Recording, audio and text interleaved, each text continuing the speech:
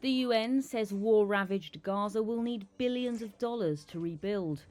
Israel and Hamas have now agreed to a ceasefire deal, but it is unclear when rebuilding efforts might begin and how they would be funded. After 15 months of conflict, here's a breakdown of the destruction in the Palestinian enclave. The Hamas attack on Israel on October 7, 2023 killed 1,200 people, according to Israeli tallies. Gaza's health ministry says Israel's retaliation has killed more than 46,000 people. Gaza has been reduced to 46 million tonnes of rubble.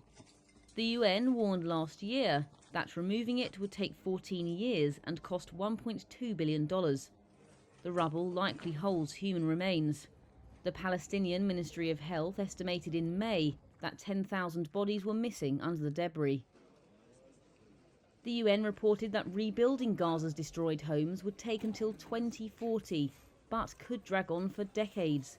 The agency's data found that 2/3 of Gaza's pre-war structures have been damaged or flattened.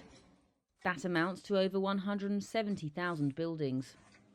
Within that, the UN estimates, is the destruction of over 245,000 housing units. That's while over 1.8 million people in Gaza are in need of emergency shelter.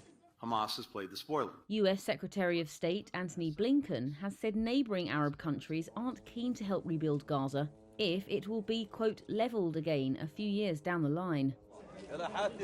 The UN estimated damage to infrastructure totaled $18.5 billion in January 2024. This included destruction of government buildings, hospitals, schools, universities and mosques.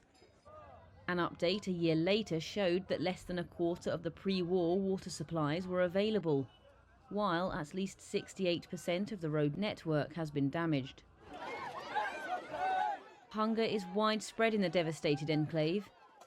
Yet, UN satellite images reveal over half of Gaza's agricultural land has been degraded by conflict.